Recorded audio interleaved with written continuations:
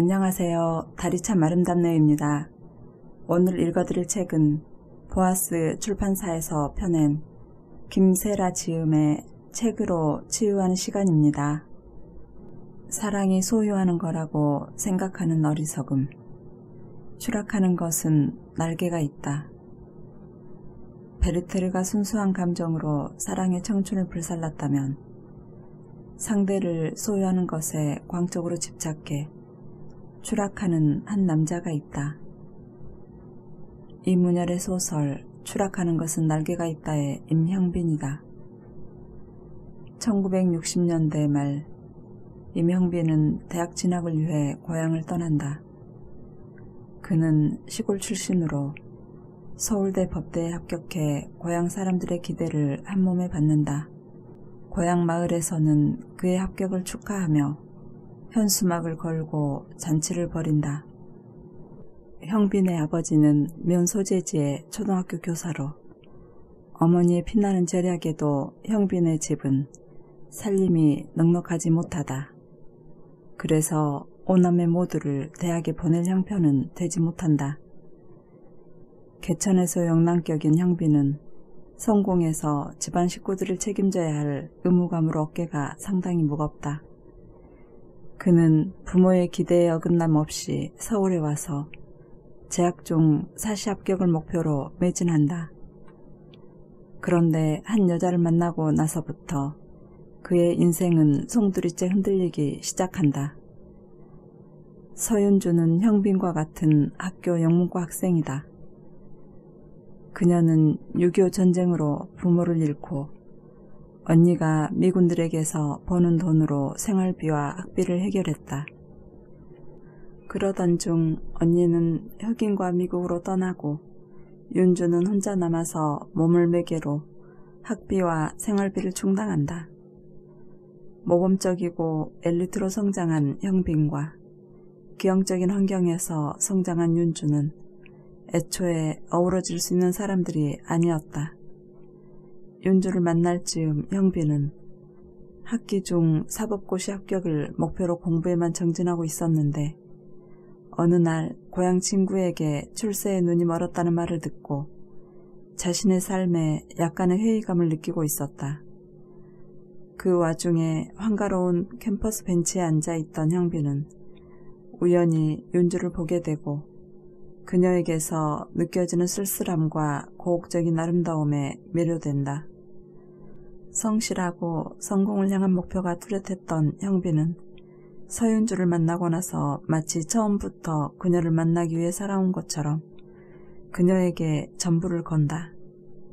그에게 더 이상 오매불망 자신을 바라보는 부모님의 기대나 자신이 세웠던 미래의 계획 따위는 윤주보다 중요하지 않다. 둘은 사랑을 약속하고 윤주를 한시도 떼어놓고 싶지 않은 형빈은 그녀에게 동거를 제의하고 둘은 동거를 시작한다. 그러나 윤주는 일상적인 삶 속에서 사랑을 키워가기에 적당한 여자가 아니었다. 그녀는 성장 과정에서 버림받은 아픔, 자신의 나이와 어울리지 않은 경험들, 한국에 대한 경멸감으로 내면이 불안정하여 쉽게 허물어지고 자신을 내던지는 퇴폐적인 속성을 가진 여자였다. 겉도는 윤주에게 때로는 화를 내고 때로는 외원해도 자신이 완전히 소유할 수 없자 형빈의 삶은 엉망이 되고 만다. 그리고 마침내 윤주가 미국으로 떠나버리며 그의 불같은 사랑은 끝이 난다. 형빈의 행동을 들여다보면 그가 진정 윤주를 사랑한 것인지 아니면 그녀를 온전히 소유하려고 집착한 것인지 알 수가 없다. 그는 자신 안에 스스로 결핍을 만들어냈다. 그는 그 결핍을 채우려고 잡히지 않는 화상을 막무가내로 쫓으며 몇 년간 안개 속을 헤맨 것이나 마찬가지다. 윤주가 떠나고 몇 년 동안 형빈은 지독한 후유증을 겪는다. 그리고 다시 정신을 차려 학교를 다니고 졸업 후 회사에 취직한다. 사랑하지는 않지만 그럭저럭 무난한 여자와 결혼을 하고 무의미한 결혼 생활을 이어가며 회사 일에 열정을 쏟는다. 그러나 미국에서 주재원으로 근무하던 중 우연히 윤주와 재회한다. 그는 또다시 오래전 처음 윤주와 사랑을 시작했을 때의 상태로 되돌아간다. 회사 돈을 횡령하고 한국의 부모와 연락을 끊은 채 10년 전 사랑에 매몰되었을 때의 상태를 데자부처럼 되풀이한다. 형빈과 윤주는 격렬하게 사랑하고 미친 듯이 증오하다가 다시 사랑하기를 반복한다. 그런 사랑에 지쳐 윤주는 다시 떠나고 형빈은 그녀를 오스트리아까지 쫓아가서 권총으로 쏘아 죽인다. 자신은 사랑할 수 있는 단 하나의 심장만을 가졌다고 말하는 형빈에게서 한 여자를 향한 연정보다는 위험하고 무모한 열정만 보인다. 젊은 시절 누구나 한 번쯤은 경험하는 시련이 당장은 힘들어도 길게 보면 성장을 향한 값진 통과 의례일 수 있다. 그러나 형빈은 그런 기회를 갖지 못했다. 사랑의 가장 큰 적은 바로 집착이다. 열정과 집착을 제대로 구분하기 위해서는 시련의 아픔이라는 통과 의례를 거치면서 사랑을 배우는 과정이 필요하다. 함께 추락하지 않으려고 여러 번의 기회를 주었다고 고백하는 윤주는 삶의 풍파를 겪으며 사랑의 뜨거움만 존재하면 그 열기로 추락할 수 있음을 알고 있다. 그녀는 삶과 사랑에서 형빈보다는 성숙한 사람이다. 우리 삶을 돌아보면 열정적인 사랑을 할 수 있는 시기가 있다. 나이가 들면 조금은 안정적인 사랑을 하게 된다. 열정적 사랑과 안정적 사랑을 구별하는 기준을 실현했을 때 그 상처를 어떻게 다스리는지에 있다. 비단 사랑뿐만이 아니라 무엇이든 나 자신을 송두리째 던지면 결국 상처가 따라오게 된다.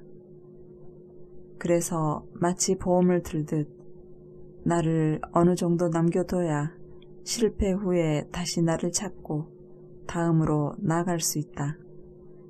이는 사랑의 계산을 하는 것과는 다르다. 계산적인 사랑은 가시적인 득과 실을 따져서 사랑하는 것이지만 나를 남겨두는 사랑은 나를 돌보는 사랑을 말한다. 나를 사랑하는 사람만이 진정으로 남도 사랑할 수 있는 법이다. 그래서 사랑에 빠지더라도 자신의 고독을 품을 수 있어야 한다. 사랑은 열정적인 뜨거움과 차가운 고독을 동시에 갖고 있는 감정이다. 이유는 사랑하면서 갖게 되는 기대감 때문이다. 사랑을 하면 세상이 온통 장밋빛으로 보이고 충만한 감정 속에서 행복만 가득해야 하는데 실제로는 그렇지 못하다. 사랑은 상대적인 속성이 있어서 내 의지대로 제어되지 않기 때문이다. 그래서 사랑을 하고 있음에도 한편으로 충족되지 않는 감정들로 인해 고독하다. 형빈처럼 감정은 물론 자신의 모든 것을 쏟아부어 정작 자신은 빈 껍데기만 남는 사랑은 눈먼 사랑일 뿐이다. 만약 상대가 그것에 대해 호응해주지 않으면 상실감과 배신감으로 더 집착하게 되고 혹시라도 그 사랑을 잃게 되면 상처는 너무 깊어서 치유하는데 아주 오랜 시간이 걸리거나 평생의 트라우마가 될 수도 있다. 사랑은 청춘의 성장통이다. 시련이나 이루어지는 사랑, 모두 사랑하는 동안 겪어야 할 고통이 있다. 그것을 넘어서야 성숙한 사랑을 할 수 있다. 상처는 결핍의 그림자. 상처는 결핍으로 인한 부가적인 결과 중 하나다. 우리는 사람, 명예, 돈, 자유, 그 밖에 갖지 못한 것과 경험하지 못한 것들에 대해 결핍을 느낀다. 가진 것보다 없는 것에 더 민감해져서 그것을 대신할 무언가에 집착한다. 역사적으로 유명한 인물 중에도 결핍에 시달렸던 사람이 많다. 그 결핍의 그림자는 그들을 평생 따라다녔다. 베토벤은 어머니가 일찍 죽고 아버지는 술주정병의 교양과 인격이라고는 찾아볼 수 없는 사람이어서 부모의 사랑을 받지 못하고 자랐다. 베토벤의 애정 결핍은 그의 전 생애에 영향을 끼쳤다. 친절하지 않았고 사람들과 교감이 없었으며 늘 음울했다. 천재 음악가로 위대한 작품을 남겼지만 그는 삶이 선사하는 소소한 기쁨을 누리지 못했다. 영국인들이 가장 존경하는 정치가 윈스턴 처칠은 좋은 환경에서 태어났지만 학습 장애가 있었다.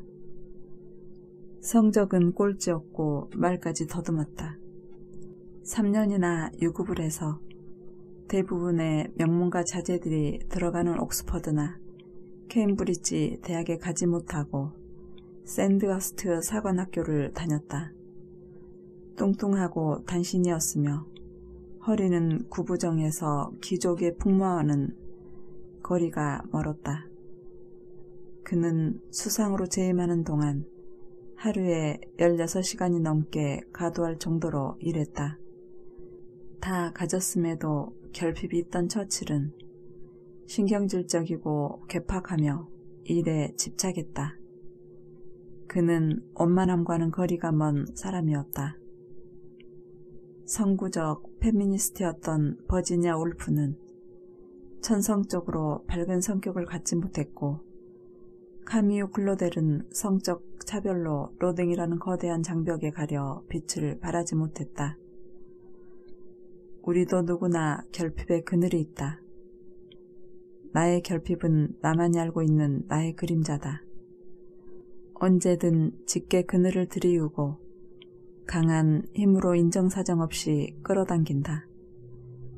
날카로운 사람, 화를 잘 내는 사람, 자존심이 너무 센 사람, 자신을 포장하는 사람, 무리에 섞이지 못하는 사람들은 대부분 무언가 결핍이 있기 때문이다.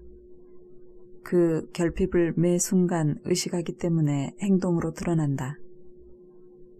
상처를 받았을 당시 나의 환경을 생각해보라. 무언가 풍요롭지 못했을 것이다. 나의 결핍은 슬픈 나의 현실이다.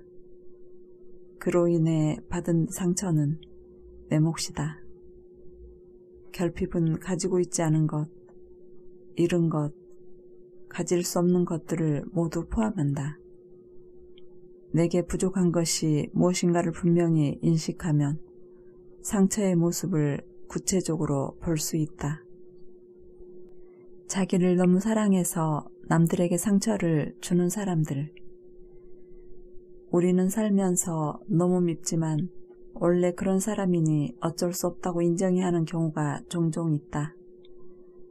그럴 때 화를 내면 옹졸한 사람이 되어버린다. 그렇다면 원래 그런 사람은 늘 면죄부를 받아도 되는 것일까?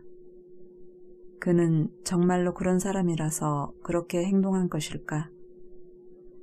그의 행동으로 인해 늘 누군가 피해를 입는다 해도 무조건 이해해야 하는 것일까? 이것은 인간관계에서의 영원한 숙제다. 그의 주변에 있는 사람들이 다 같이 힘을 합해 그가 그런 사람에서 변화하도록 도와야 하는 것은 아닐까? 지금 아마도 주변 사람 중에 비슷한 유형이 머릿속에 떠오르고 있을 것이다. 한 가지 생각해 볼 문제가 있다. 우리가 사람을 판단하는 기준에 관한 것인데 아무에게도 해를 끼치지 않는다고 해서 그가 도덕적으로 자유로워서는 안 된다는 점이다. 단테의 신곡 중에는 이런 대사가 있다. 지옥의 가장 뜨거운 자리는 도덕적 위기의 시기에 중립을 지킨 자들로 예약되어 있다. 나의 지인 중에 항상 중립을 지키는 사람이 있을 때 그가 단지 다른 사람들에게 상처를 주지 않는다는 이유로 높은 점수를 주지는 말자. 상대적으로 위험을 무릅쓴 사람이 낮은 점수를 받게 하지 말아야 하는 것도 명심해야 한다. 중립을 지키는 사람보다는 오히려 자기 의견을 확실히 말하는 사람에게 점수를 조금 더 주는 것은 어떨까? 아무런 의견을 표시하지 않고 행동을 취하지 않는 사람에게서는 진실이 보이지 않아서 그가 어떤 사람인지 절대 알 수가 없다.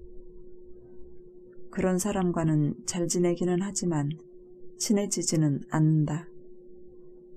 하지만 의견을 표현하고 행동을 하는 사람에게서는 그의 생각이 보인다. 그 사람 마음속을 어느 정도 알 수 있고 예측할 수 있다. 이런 사람은 적어도 민폐를 끼치지는 않는다. 그는 속마음을 감추지 않고 여러 가지 감정을 표현하므로 때로는 시끄럽고 과격할지언정 적어도 파렴치하지는 않다. 민폐를 끼치는 사람은 대부분 자신이 그렇다는 것을 알지 못한다. 자신의 감정에 충실하고 몇 가지 잣대만으로 사물을 평가하기 때문이다. 그 잣대에서 빠진 것은 바로 다른 사람들의 입장이다. 파렴치해서 민폐를 끼치는 사람이 내 주변에 있으며 나와 연관이 있거나 가까운 관계라면 괴롭지 않을 수 없다. 소설 속 여자 주인공 중에는 그런 인물들이 있다. 물론 이런 캐릭터가 절대 여자들만 있는 것은 아닌데 공교롭게 모두 여자 주인공들이다. 부모와 자식의 풀 수 없는 애증. 이문열의 소설 변경은 어머니와 딸의 애증 관계를 통해 부모와 자식 간의 갈등과 아픔을 고스란히 보여준다. 변경은 6.25 전쟁을 시작으로 이데올로기적 갈등으로 인한 영향이 가족에게 어떤 그림자를 들이우는지 보여주는 소설로 혼란한 시기에 개인의 삶과 한 가족의 삶을 시간적 흐름에 담고 있다. 지주 집안의 아들이며 인텔리였던 아버지는 일본 유학 시절부터 사회주의 이념을 추종하고 활동한다. 전쟁 후 아버지는 이념을 쫓아 올북하고 남쪽에 남겨진 명훈, 영희, 인철, 옥경, 사남매와 어머니는 서울에서 터전을 잡고 생활한다. 그러나 연좌제가 기승을 부리던 60년대에 들어서면서 이들의 삶은 무너지기 시작한다. 경찰의 감시와 예고 없는 강제 연행, 경제적 어려움은 이들을 한 곳에 정착하지 못하게 한다. 기억조차 어렴풋한 아버지의 존재는 거대한 공포로 가족을 옥죄고 그로 인해 가족은 고향과 타지를 오가며 필요에 따라 떨어져서 생활한다. 어머니는 맏이 명훈을 존중하고 셋째 인철과 막내 옥경에게는 너그럽지만 유독 둘째 영희에게만은 어린 시절부터 냉정했다. 이런 어머니로 인해 분노를 느끼던 영희는 탈출구를 찾아 가출한다. 그 후 이들은 각자 자신의 삶을 살아간다. 명훈은 뒷골목 패거리와 어울려 주먹에 세계에 살면서도 시를 쓰고 공부에 열정은 없어도 대학을 진학한다. 그가 어설픈 깡패이면서도 인텔리가 되려고 했던 것은 그에게 아버지의 피가 흐르고 있기 때문이다.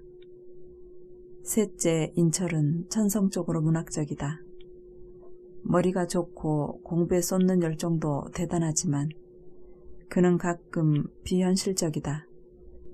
그의 대학 공부는 그가 그동안 혼자만의 독서로 다져놓은 절름발이 인문 지식인으로서의 야망에 미치지 못한다. 그는 결국 학교를 그만두고 사법고시를 준비하다가 자신에게는 문학이 최선임을 알고 작가의 길로 방향을 정한다. 인철은 아버지를 닮아 현실적일 수 없는 인물이다. 이들은 아버지의 올북으로 인한 끈질긴 고통 속에서도 아버지를 그리워한다. 고향에서 오래전부터 아버지를 알고 있었던 사람들의 추억담은 한결같다. 고향 사람들은 아버지를 훌륭한 사람으로 기억하고 있었다. 동경에서 돌아오면 맨 먼저 치우는 것이 서실이었고 들여다보는 것은 책이었음을 이야기한다. 명우를 비롯한 사남매에게 아버지는 악몽이면서도 그리움이고 자부심이다. 영희는 형제 중 가장 현실적인 인물이고 그런 면에서 사남매 중 어머니를 가장 많이 닮았다.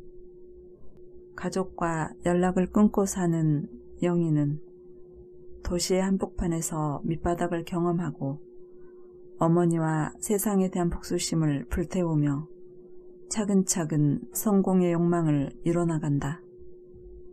그녀는 자신이 현재 보고 듣는 것에 몰두한다. 옆을 보거나 감상에 빠지는 것이 실익을 주지 못한다는 것을 알고 자신을 다잡을 줄 안다. 소설의 마지막에 영희가 건물을 사서 입주하던 날, 이제 세상에서 할 일을 다 했는 듯한 피곤함을 느끼다가 피곤함의 결과가 실패로 이어졌던 기억이 닿자 소스라치게 놀라 몸소리를 치며 절대 그렇지 되지 않겠다고 스스로 다짐하는 것처럼 그녀는 지극히 현실적이다. 영희는 상처에 매몰되지 않은 성향을 가진 인물이다. 이런 사람은 자신이 가장 중요하기 때문에 상처로부터 쉽게 벗어난다. 과거를 끊임없이 곱씹지 않고 해결을 위해 주저없이 현재에 매진한다. 이런 영희의 거센 성정으로도 어쩔 수 없는 존재가 어머니다. 영희와 어머니, 이 모녀는 관계에 문제가 있는 세상의 모든 부모 자식 간의 요소들을 갖고 있다. 어머니는 남편의 부재와 그의 이념적 성향으로 인한 후유증으로 험난한 삶을 산다. 그녀는 원래 남편은 당대의 인텔리였고 시댁은 부유한 집안으로 사람들의 부러움을 한몸에 받았었다. 그러나 남편의 월북으로 한순간에 밑바닥으로 떨어진다. 그녀 앞에는 부양해야 할 사남매와 헤쳐나가야 할 험난한 세상이 놓여 있었다. 사는 게 아무리 힘들어도 올곧은 성품과 품위를 지켜내려는 그녀에게 영희는 애물단지다. 고집세고 강한 추진력은 개인의 장점일 수 있으나 어머니에게는 받아들여지지 않는다. 어머니는 유독 영희에게만은 어릴 때부터 가혹했다. 한번 매를 들면 동네 사람들이 혀를 내두를 정도로 매질을 했고 고집스러운 영희는 아무리 맞아도 잘못을 빌지 않아서 보통의 부모 자식 간에 있을 법한 화해도 없었다. 대개의 부모는 자식에게 매를 들고 난 뒤 후회하며 마음 아파하고 자신을 돌아보며 이게 최선이었는지 자책을 한다. 그러나 영희와 어머니 사이에는 그런 것이 없다. 모녀는 미움을 쌓고 서로를 전혀 용납하지 않으며 방음막을 세웠다. 영희가 야간 고등학교를 다니며 낮에 일하던 치과에서 벌인 의사와의 치정사건은 어머니에게는 용서할 수 없는 잘못이다. 비록 하층민으로 살지라도 그들과 구별되는 고귀함에 흠집을 냈고 남편 없이 이겨낸 세월에 대한 모욕이기 때문이다. 이후 어머니는 영희를 더욱 내몰고 영희는 어머니에 대한 증오를 키운다. 깨물어서 아프지 않은 손가락이 없다는 말이 있다. 부모의 자식에 대한 애정의 공평함을 빗대어 이룬 것이다. 그러나 영희처럼 그렇지 않은 경험을 한 사람이 많을 것이다. 비교당하고 선택의 앞뒤에 서고 똑같은 효도를 해도 받아들여지는 정도가 다를 때 우리는 부모의 사랑이 자식 간의 다름을 의심한다. 하지만 부모의 입장에서 생각할 때 자식을 위한 헌신이 억울하게 느껴지는 순간도 있을 것이다. 똑같이 사랑을 주었는데 사랑의 대상이었던 자식들이 그 사랑의 순서와 양을 매긴다면 그것 또한 상처가 될 수 있다. 너무 많은 상처를 주고받으면 피를 나눈 관계인 가족일지라도 해결의 방법을 찾기 어렵다. 증오보다 애증은 더 뿌리가 깊고 오래간다. 우정의 조건. 모든 사람에게는 친구가 있다. 그러나 각각의 우정은 서로 다른 내용을 갖고 있다. 그것은 상처의 원인이 될 수도 있고 성장의 단비가 될 수도 있다. 내가 친구라고 생각하는 사람이 모두 나의 친구가 아니라 그냥 지인일 수도 있다. 친구와 지인은 구별해야 한다. 모든 지인에게 친구처럼 할 필요는 없기 때문이다. 내가 지인으로 결정한 나의 지인에게도 내가 친구가 아닐 수 있으며 지인에게는 다른 여러 명의 친구가 있을 테니 미안해할 필요는 없다. 친구로 관계를 이어가려면 서로의 노력이 필요하다. 그가 나의 진정한 친구라는 확신이 있다면 그 우정을 지키기 위해 어느 정도의 헌신, 때로는 내 것의 반을 내줄 수 있는 양보도 필요하다. 영화 디어 헌터는 전쟁이 인간을 얼마나 피폐하게 만드는지를 보여주는 고발성 영화지만 반 이상이 아니라 전부를 내주는 우정을 보여주는 영화다.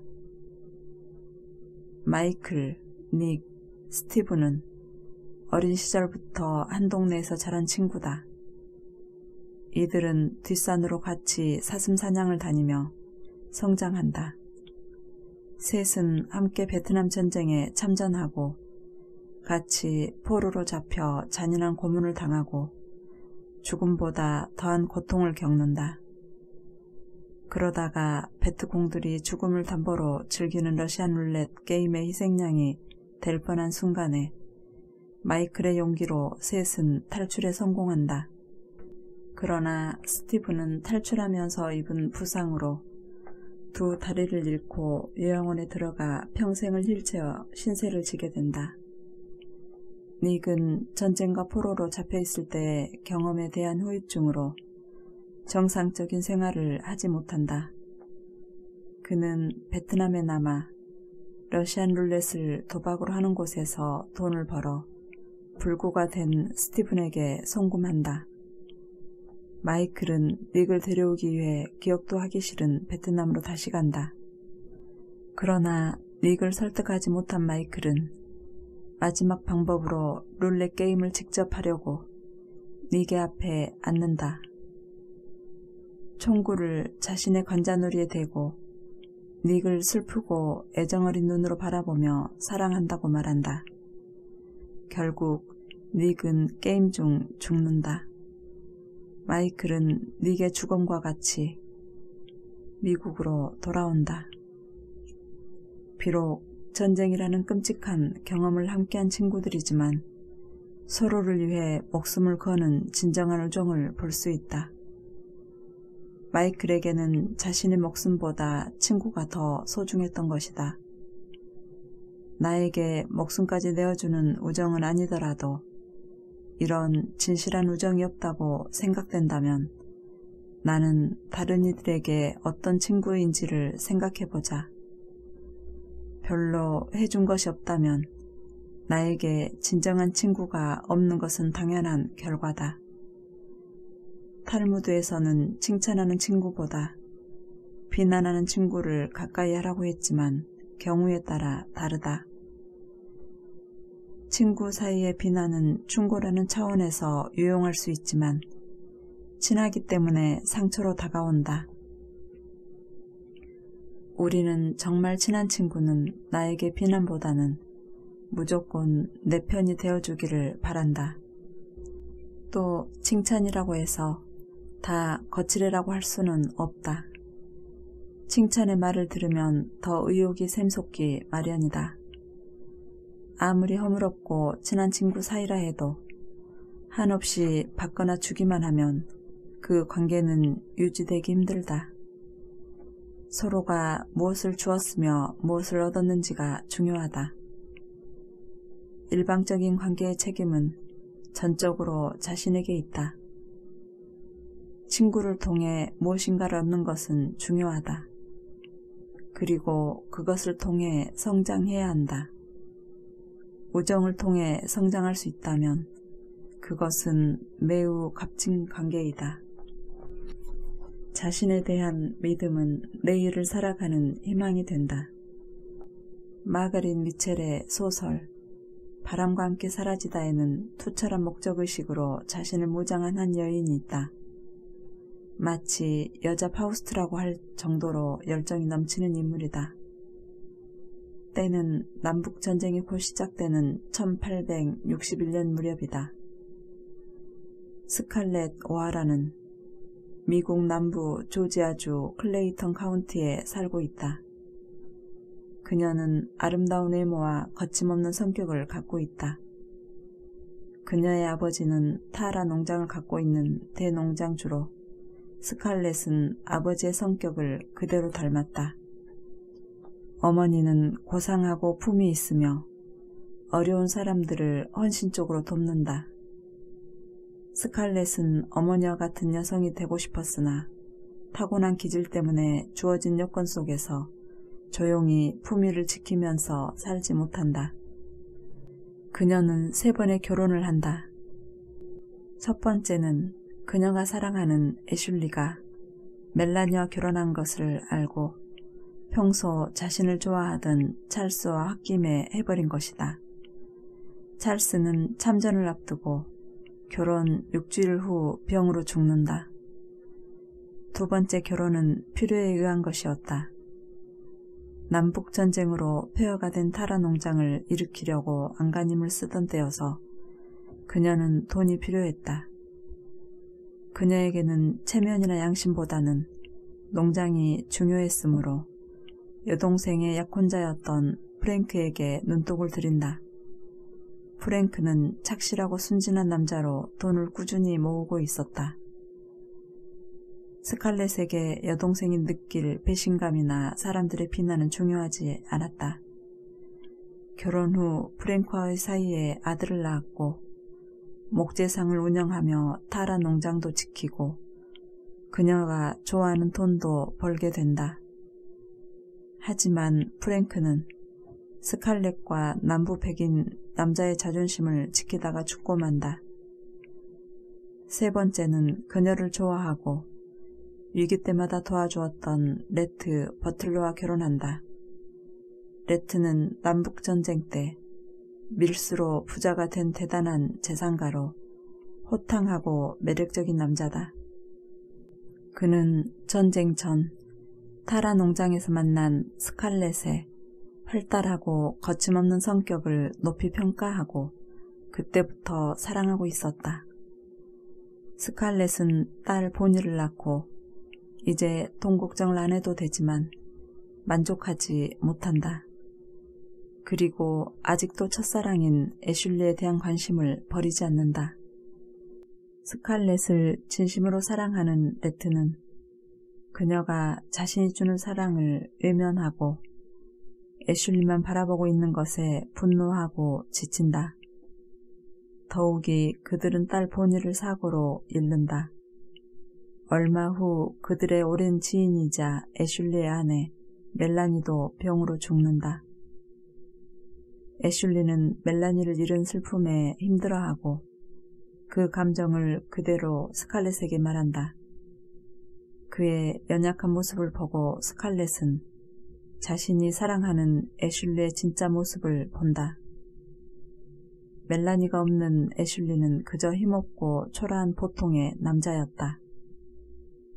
스칼렛은 자신이 사랑하는 애슐리는 그런 연약한 남자여서는 안 되는데 자신이 그동안 잘못 알고 있었음을 알게 된다.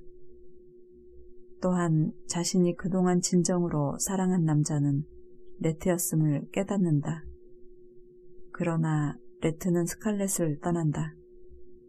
이제 진정한 사랑을 알아본 스칼렛은 레트에게 떠나지 말라고 매달리지만 레트는 그녀를 냉정하게 뿌리치고 떠나버린다. 스칼렛은 목표를 정하면 일체 다른 것을 보지 않는다. 목표를 달성하기 위해 가능하거나 가능하지 않은 방법까지 동원했다. 타라 농장이 폐허가 되었을 때는 억척스럽게 일에 병든 아버지와 동생들 그리고 농장의 식구들을 먹여 살렸고 애정없는 결혼인일지라도 목표를 위해서 기꺼이 했다. 그녀의 드센 성격을 사랑하는 유일한 남자인 레트의 진심을 나중에서야 알게 된 것도 애슐리에 대한 착각 때문이다. 그녀는 자신이 알고 있는 것만을 믿기 때문에 애슐리에 대한 감정이 사랑이라는 것을 조금도 의심하지 않았다. 사람들의 비난과 오해도 그녀에게는 전혀 문제가 되지 않는다. 도덕적이지 않는 것에도 스스로에게 관대하다. 타라 농장에 침입한 북군 병사를 총으로 쏴 죽이고 그의 돈주머니를 챙기는 것도 그녀는 당연하다고 생각하고 마음에 담지 않는다. 보니도 죽고 멜라니도 죽고 자신이 사랑하는 사람은 애슐리가 아니라 레트임을 알았으나 레트가 떠나버렸을 때 그녀는 회한의 눈물을 흘리지만 내일은 또 다른 내일이니까라는 말로 스스로를 위로하고 희망을 부여한다. 스칼렛이 지독한 이기주의자인 것은 맞다. 다만 그녀는 자신의 생각과 행동에 대해 확신에 차 있다.